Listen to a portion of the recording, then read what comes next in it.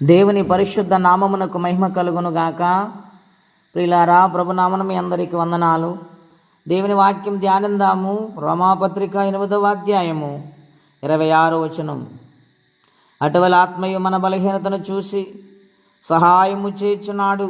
ఎలయనగా మనము యుక్తముగా ఎలాగూ ప్రార్థన చేయవలనో మనకు తెలియదు గాని ఉచ్చరింప సఖ్యము కాని మూలుగులతో ఆ ఆత్మ తానే మన పక్షముగా విజ్ఞాపన చేయుచున్నాడు. ప్రియమైన దేవుని బిడ్డలారా, అపోస్తుడైన పౌలు రోమా పట్టణానికి, రోమా సంఘానికి ఉత్తరాన్ని ఆయన వ్రాస్తూ ఉన్నాడు.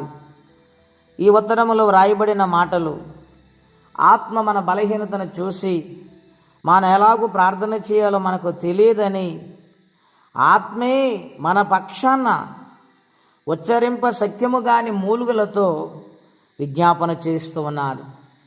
దేవుడెంత ప్రేమమయుడండి.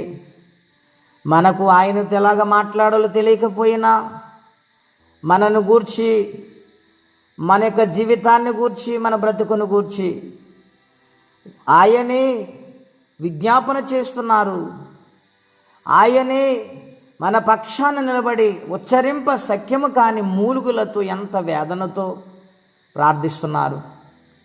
తండ్రి అయిన దేవుని ఎదుట ఈ ప్రార్థన చేరుతుంది మన పక్షాన.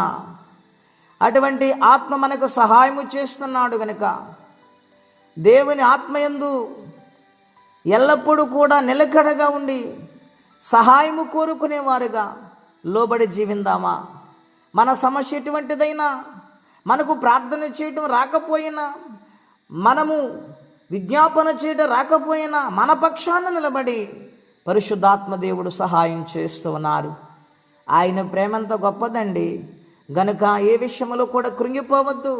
మనకు సహాయము చేయటకు, మన పక్షాన విజ్ఞాపన చేయుటకు పరిశుద్ధాత్మ దేవుడు మనకు తోడుగా ఉన్నారు. గనుక సమస్యను దేవునికి అప్పచెప్పండి. మీరు దేవునికి అప్పచెప్పగలిగితే ఖచ్చితంగా దేవుడు కార్యమును జరిగిస్తారు.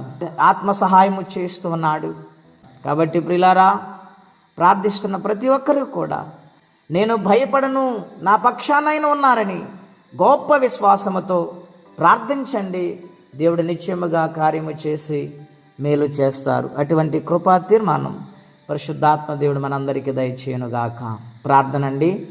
అత్యంత కృప కలిగిన దేవా, మహోన్నతమైన మీ నామం కొరకై వందనాలు. ఈ ఉదయకాల సమయంలో మా అందరితో మీరు మాట్లాడుతూ వచ్చారు. నాయన, ఎలాగ మీతో మాట్లాడాలో, ప్రార్థించాలో, విజ్ఞాపన చేయాలో మాకు తెలియదు కనుక మీరే మాకు సహాయకుడు ఉండి ప్రభువా, నాయన మా పక్షాన తండ్రికి విజ్ఞాపన చేస్తూ ఎన్నెన్నో గొప్ప కార్యాలు మా జీవితంలో జరిగిస్తున్నా. అయ్యా, మా బలహీనతలు ఎరిగిన దేవుడు మమ్మల్ని క్షమించి ఇంకా నీ కొరకు నమ్మకంగా బ్రతికి వారిగా చేయండి. ఎవరి కష్టములు, బాధలు, ఇబ్బందులు ఉన్నారు వారికి నీ సహాయం పంపించమని, దినము దీవెనకరంగా మార్చమని యేసుక్రీస్తు వారి పుణ్యనామములో ప్రార్థించి వేడుచున్నాము తండ్రి. ఆమేన్. దేవుడు దీవించును గాక. ఆమేన్.